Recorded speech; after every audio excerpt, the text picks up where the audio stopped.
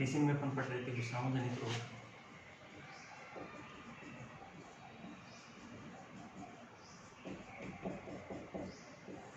इसके अंदर पिछली क्लास में पढ़ने पड़ा था बोवाइन मैलिग्नेंट कैटर, इसको कंप्लीट कर लिया था। नेक्स्ट अपन डिजीज स्टार्ट करते हैं, mucosal disease complex. Mucosal disease complex, mucosal disease complex, इसको मुख्यतः एक नाम से जाना जाता है, बोवाइन वायरल डायरिया। इस नाम से इसको कई बार क्वेश्चन आया हुआ है, बोवाइन वायरल डायरिया।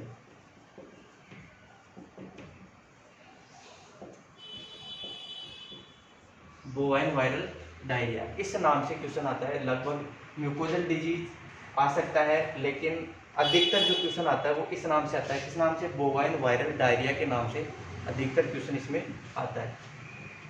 यहाँ पे नाम से पता चल रहा है, बोवाइन मतलब कैटल बफेलो, सही है। डायरिया मतलब दस्त लगने वाली बीमारी। अगर इसके उपनाम की अगर बात करें तो उपनाम मैंने आपको बता दिया। एक तो क्वेश्चन आ सकता है वो म्यूकोजल डिजीज के नाम से आ सकता है। दूसरा बोवाइन वायरल डायरिया के नाम से आ सकता है। इसके अगर मुख्य लक्षणों की बात करें तो मुख्य लक्षण है जैसे कि बुखार आना। मुख्य लक्षण क्या क्या होंगे? बुखार आना, दस्त होना, डायरिया, उत्पादन में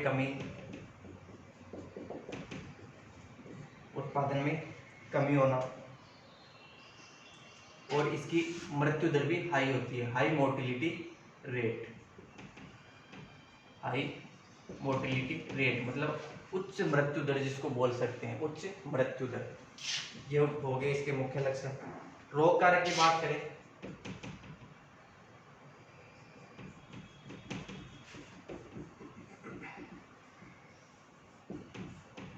रोग कारक इटियोलॉजी, तो इसमें मैंने बताया वायरस डिजीज अपन पढ़ रहे हैं, तो वायरस से होने वाला डिजीज है। कौन सा वायरस? सबसे पहले तो इसकी फैमिली कौन सी है? फ्लेविवायरिडी। फ्लेविवायरिडी इसको बोल सकते हैं, या इसको टोगावायरिडी के नाम से भी जाना जाता है। फ्लेविवायरिडी या टोगावायरिडी। इसका जीनस कौन सा है? इसका जीनस है पेस्टिवायरस।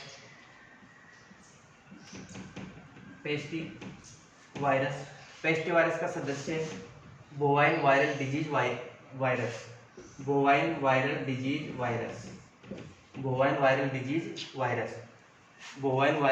वायरस इसका क्या हो गया? सदस्य हो गया। किसका? पेस्टिवायरस जीनस का। और ये फ्लेविवायरिडी टोगावायरिडी क्या होगी? इसकी फैमिली। ये क्या होगी? इसकी फैमिली होगी। ये तो होगी इसकी इटियोलॉजी। अब पेस्टिवायरस की अगर बात करते हैं तो पेस्टिवायरस जो है वो एक तरह से आरएनए वायरस है। क्या है? RNA virus. ये कवरिंग होती है इसके ऊपर जिसको एनवेलोप बोला जाता है। एनवेलोप की कवरिंग इसमें पाई जाती है, सही है। ऊपर से ढका हुआ होता है। क्यूबिकल सिमेट्री होती है इसकी।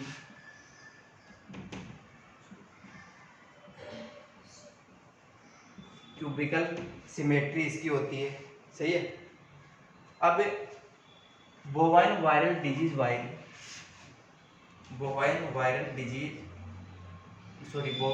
डायरिया वायरस, ये जो वायरस है इसके दो प्रकार के स्ट्रेन पाए जाते हैं। दो स्ट्रेन अपन को देखने को मिल सकते हैं। दो प्रकार के स्ट्रेन इसमें देखने को मिलते हैं। एक तो साइटोपैथिक, एक है नॉन साइटोपैथिक।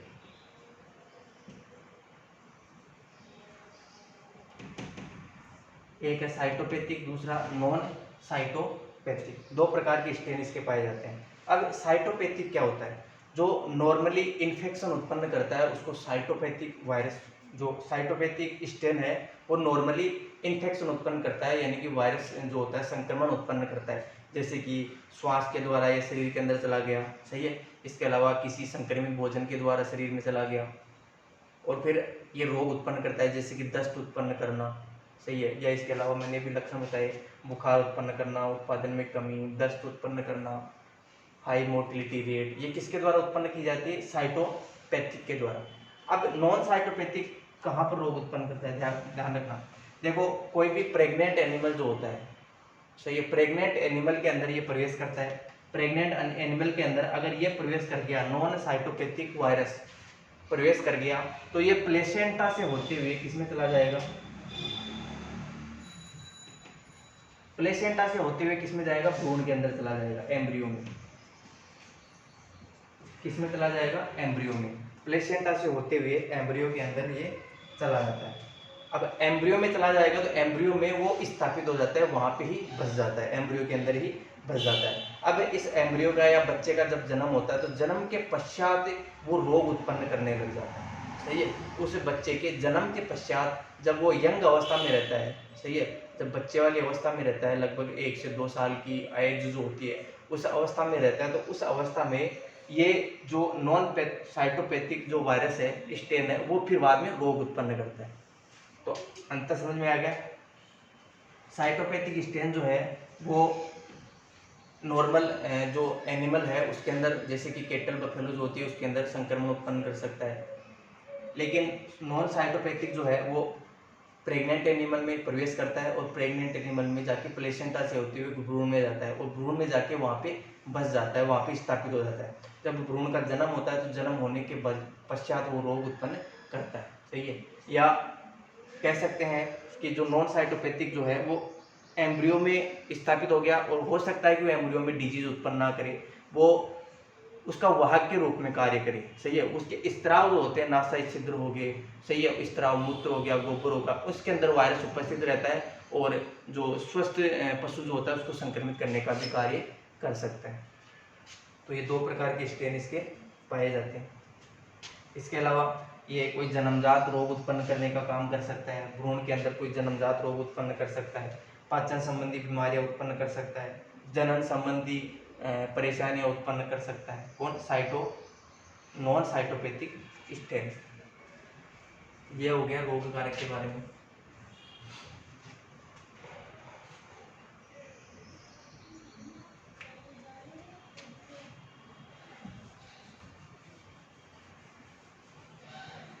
नेक्स्ट बात करते हैं इसकी एपिडेमियोलॉजी, इसका फैलाव किस प्रकार होता है।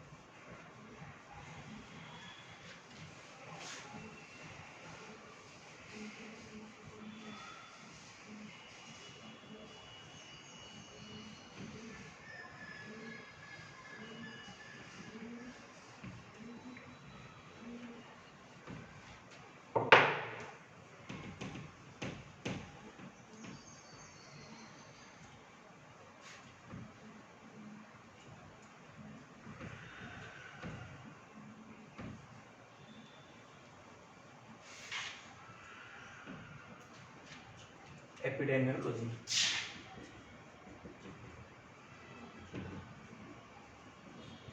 फैलाव इसका किस प्रकार होता है।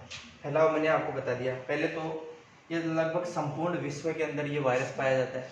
ये मुख्यतः जो यंग एनिमल होते हैं उनको संक्रमित करता है, एडल्ट के बजाय यंग को करता है। एडल्ट में भी ये कर सकता है लेकिन एडल्ट में ज़्यादा नहीं करता। यंग पशु जो होते हैं, जो बच्चे होते हैं, उनके अंदर ये सबसे ज़्यादा संक्रमण उत्पन्न करता है। ये एक प्रकार का कॉम्प्लेक्स इसको वायरस कहा जाता है, सही है। कॉम्प्लेक्स इसलिए कहा जाता है क्योंकि ये एक ही वायरस कई प्रकार के डिजीज उत्पन्न कर सकता है। ये एक ही वायरस जो है, बोवाइन वायरल डायरिया वायरस जो है, वो कई प्रकार के रोग उत्पन्न कर सकता है अकेला, इसलिए इसको अपन कॉम्प्लेक्स डिजीज कह सकते हैं। एक प्रकार का घातक रोग है। इसमें नॉन साइटोपैथिक वायरस का जो स्टेन होता है वो भ्रूण के अंदर पाया जाता है। और सबसे ज़्यादा घातक ये कब होता है, ये रोग सबसे ज़्यादा घातक कब होता है, जैसे कि पहले से किसी जीव के अंदर नॉन साइटोपैथिक स्टेन उपस्थित है, भ्रूण की अवस्था से, भ्रूणीय अवस्था से ही उसके अंदर नॉन साइटोपैथिक वायरस उपस्थित है, सही है। उसका जन्म हो गया। अब जन्म होने के पश्चात साइटोपैथिक स्टेन से भी वह संक्रमित हो जाता है, वही पशु जिसके अंदर पहले से नॉन साइटोपैथिक स्टेन उपस्थित है वायरस का। उसके बाद में जन्म के पश्चात साइटोपैथिक से भी वही जीव संक्रमित हो जाता है। तो यह रूप जो होता है ये एक प्रकार से घातक रूप बन जाता है इस रोग का। ऐसी अवस्था के अंदर पशु का कोई इलाज नहीं होता, पशु की मृत्यु हो जाती है। सही है, जब नॉन साइटोपैथिक स्टेन उसके अंदर पहले से उपस्थित है और जन्म के पश्चात यंग अवस्था में जब साइटोपैथिक से भी वह संक्रमित हो जाता है तो यह एक प्रकार से अधिक ज़्यादा घातक रूप ले लेता है।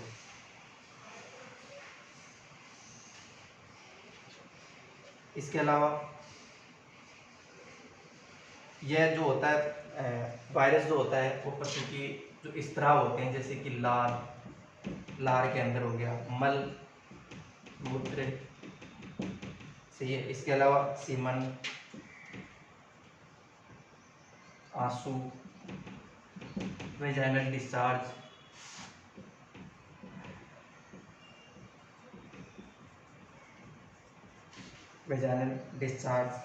मिल्क, इनके अंदर यह वायरस उपस्थित रह सकता है। और इन स्त्रावों की वजह से जब इन स्त्रावों से कोई स्वस्थ पशु संपर्क में आता है तो यह रोग उसमें चला जाता है। भेड़ों के अंदर इस वायरस की वजह से होने वाले रोग को क्या कहा जाता है? Border disease.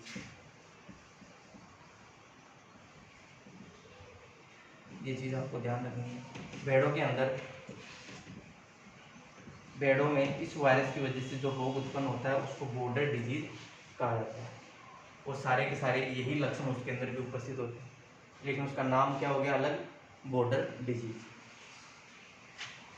ये तो हो गई इसकी एपिडेमियोलॉजी।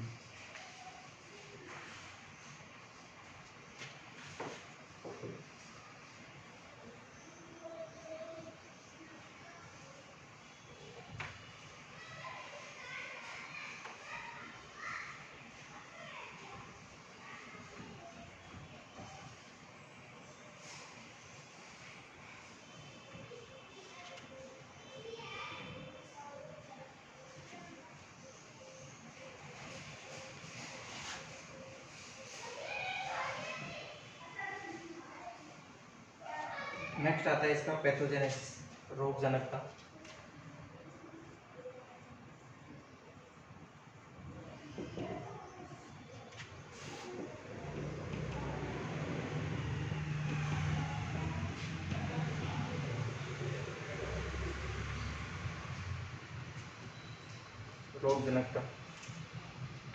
रोग जनकता की बात करें तो ये सभी उम्र के जो पशु होते हैं उनके अंदर ये हो सकता है। जब पशु की रोग प्रतिरोधक क्षमता का स्तर कम होता है, उम्र ज़्यादा होती है। अब ये वायरस होने के चांस यानी कि वायरस होने का कब कब चांस ज़्यादा बनते हैं? देखो, एक तो रोग प्रतिरोधक क्षमता कम हो पशु की, रोग प्रतिरोधक क्षमता कम हो, सही है। यंग एनिमल्स के अंदर ये ज़्यादा होता है।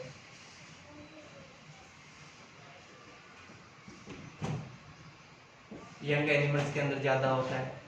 इसके अलावा गर्भावस्था की स्थिति में भी ये होने के चांस बढ़ जाते हैं। गर्भावस्था की स्थिति, इसके अलावा पशु का तनाव में रहना, स्ट्रेस में रहने से भी इस रोग के चांस बढ़ जाते हैं।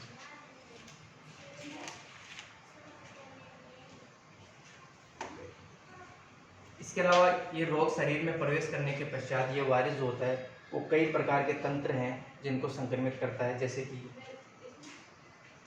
रोग का संक्रमण जो होता है वो अलग अलग तंत्र जो होते हैं शरीर को उनको प्रभावित करता है और अलग अलग मार्गों से यह शरीर में प्रवेश कर सकता है। जैसे कि नासा छिद्र हो गया, वहाँ से प्रवेश कर सकता है। इसके अलावा मुख गुहा से प्रवेश कर सकता है। अब कौन कौन से तंत्र हैं जिनको ये प्रभावित करता है? सबसे पहले जो पाचन तंत्र में अपना रोग उत्पन्न कर सकता है,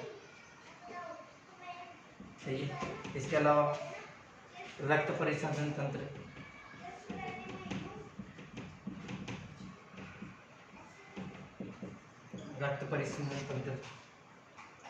श्वसन तंत्र, इनको तीन प्रकार के जो तंत्र हैं इनको मुख्यतः प्रभावित करता है। कौन कौन से? पाचन तंत्र को, रक्त परिसंचरण तंत्र को, श्वसन तंत्र को। इसके साथ साथ ही यह जो है वायरस होता है वो रोग प्रतिरोधक क्षमता को भी कम कर देता है। पशु की रोग प्रतिरोधक क्षमता को भी कम कर देता है।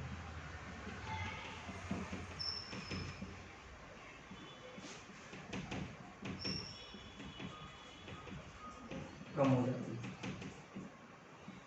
रोग प्रतिरोधक क्षमता भी कम हो जाती है। इसकी पैथोजेनेसिस वैसे ज़्यादा इम्पोर्टेंट है नहीं।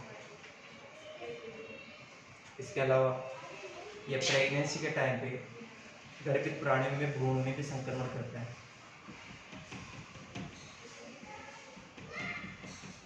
गर्भित प्राणियों में भ्रूण में संक्रमण,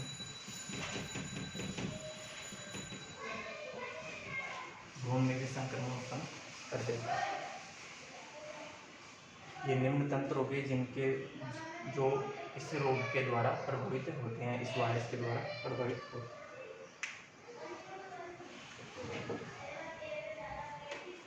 नेक्स्ट आता है क्लिनिकल साइन।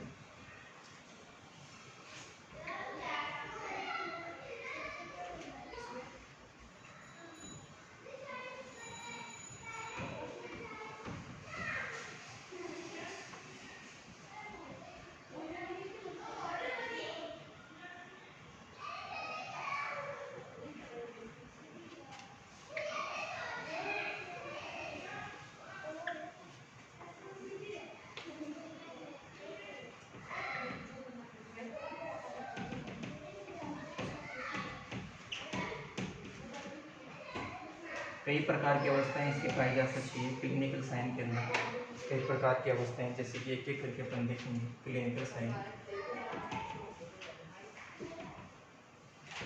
सबसे पहली अवस्था इसके अंदर है पर एक्यूट अवस्था।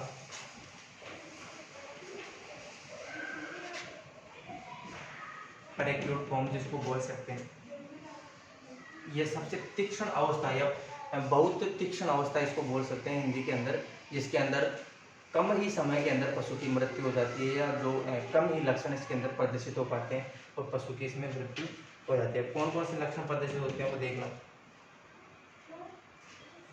अधिक तनाव, पशु के अंदर डिप्रेशन आ जाता है, पशु जो होता है अधिक तनाव में आ जाता है। कमजोरी, कमजोरी, इसके अलावा भूख कम हो जाना,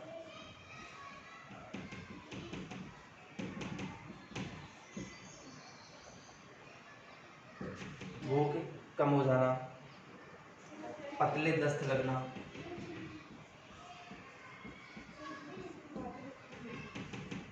पतले दस्त लगना, सांस लेने में तकलीफ,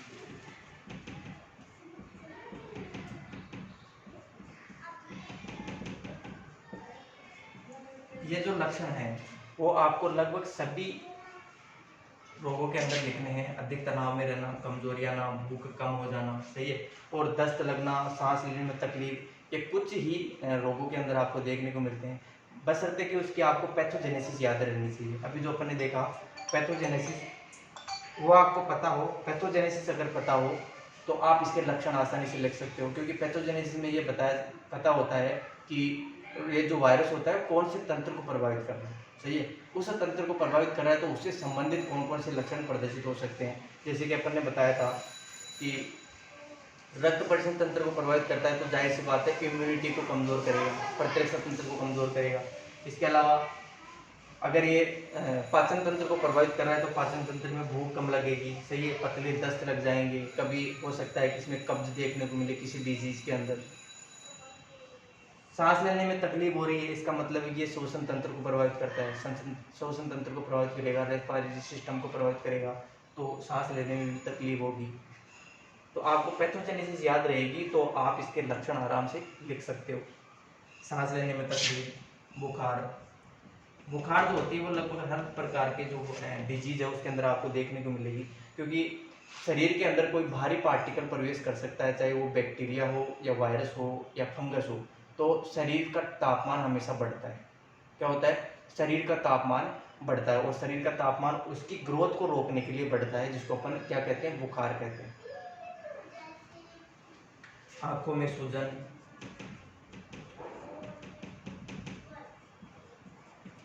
आंखों में सूजन होना, पेचिस, पेचिस का मतलब होता है, पेचिस का मतलब समझते हो, दस्त के साथ खून, ये कंडीशन भी इसमें देखने को मिल सकती है। उत्पादन में कमी, ये भी लगभग सभी प्रकार के रोगों के अंदर आपको देखने को मिलता है। और गर्भित पशुओं में गर्भपात,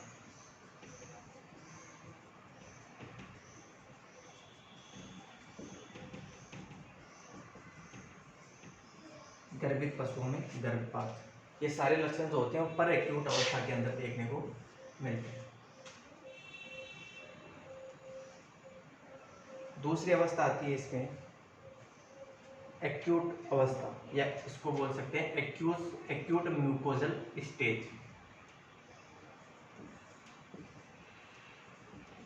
एक्यूट म्यूकोजल फॉर्म, ये इसका जो जीवन काल होता है वो इंक्यूबेशन पीरियड होता है वो इस अवस्था का इससे थोड़ा ज़्यादा होता है। इसमें और ज़्यादा लक्षण प्रदर्शित होंगे, क्योंकि रोग को फैलने में ज़्यादा टाइम लग रहा है तो ज़्यादा लक्षण प्रदर्शित होंगे, जाहिर सी बात है।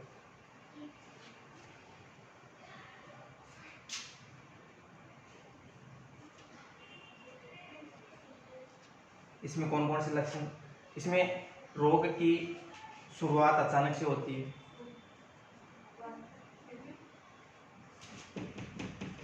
रोग की शुरुआत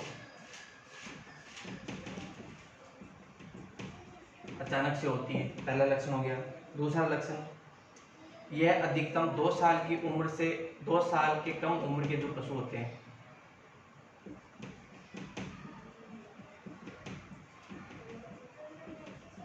2 साल से कम उम्र के जो पशु होते हैं उनके अंदर यह रोग, यह अवस्था सबसे ज़्यादा पाई जाती है।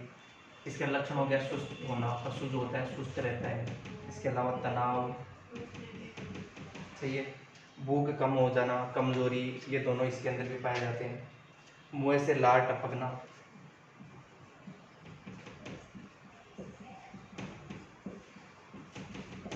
मुंह से लार टपकना। इसके अलावा बुखार, बुखार जो होती है 104 डिग्री से 106 डिग्री फ़ारेनहाइट तक भी जा सकती है।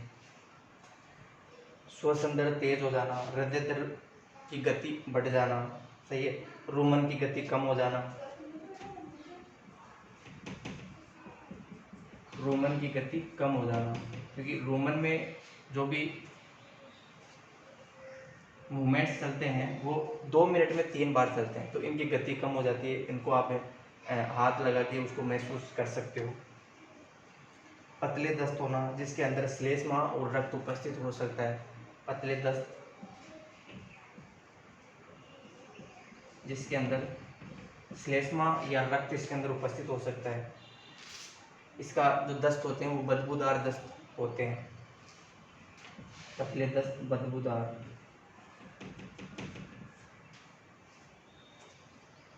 मल त्याग में परेशानी,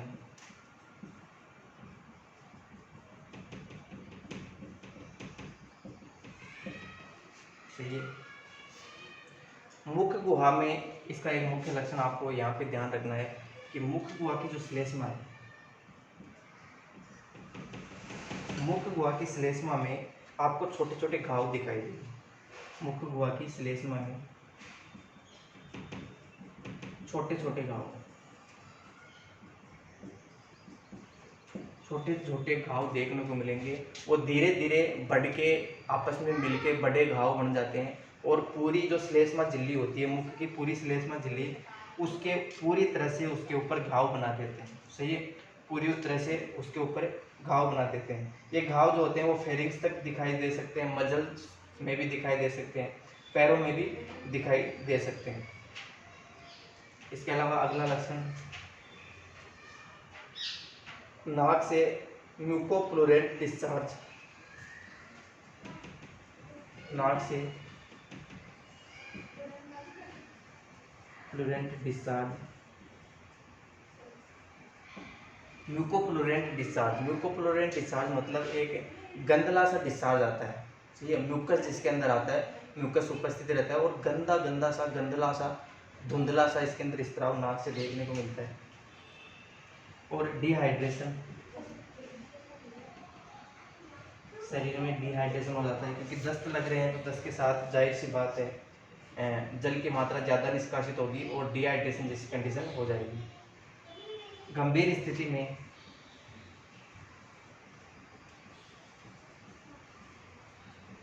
गंभीर स्थिति में पशु की मृत्यु। गंभीर स्थिति में पशु की मृत्यु भी हो सकती है। ये सारे लक्षण कौन से हो गए? एक्यूट म्यूकोजल फॉर्म के।